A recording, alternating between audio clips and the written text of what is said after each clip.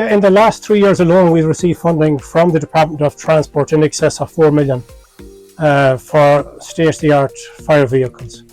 And I have to say we have state-of-the-art, and I can't be but thankful again to the department and to the Irish Aviation Authority that we have such equipment available if something does go wrong here at the airport.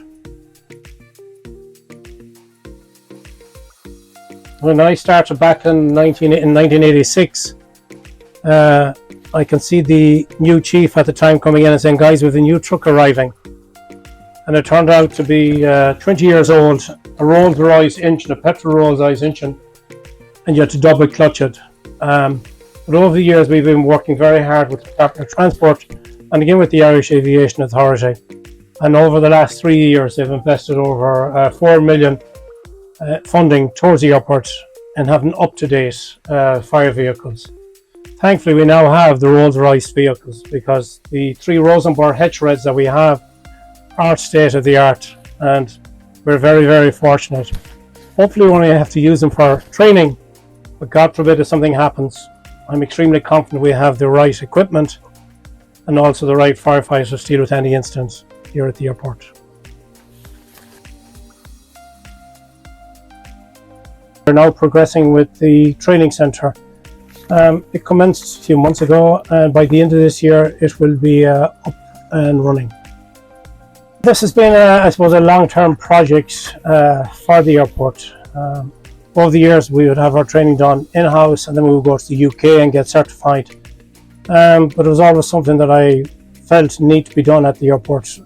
And we started the project 15 years ago with Joe Kennedy at the time, approving 60,000 to start taking out the groundworks in the bog, and we've built on it since. And thanks to the Department of Transport and the Irish Aviation Authority and senior management here at the airport, we're now progressing with the training centre.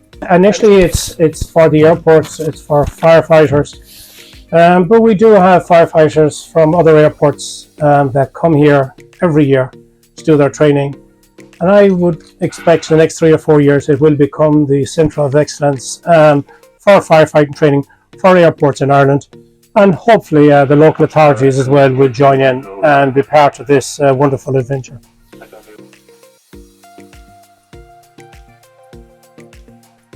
Every 2 years the airport does a major emergency exercise here at the airport.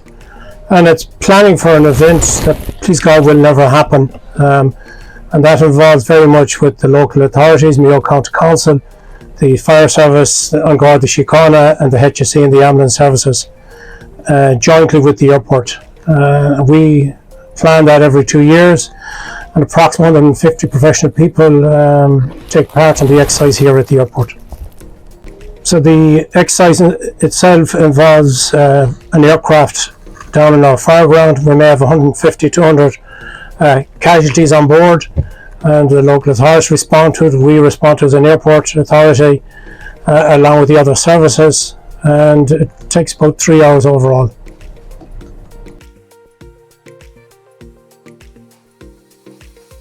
At the moment we're doing recruitment, so they will be starting in a few weeks' time, and their initial training will be 6 weeks. That's 4 weeks on fire training, and then we have 2.5 weeks on breathing apparatus. And at that stage then they'll be certified as initial firefighters. They will continue to do a practical written assessment then on a regular basis right through the year. But that's only one half their life. The other half is they're also security on day to day at the airport.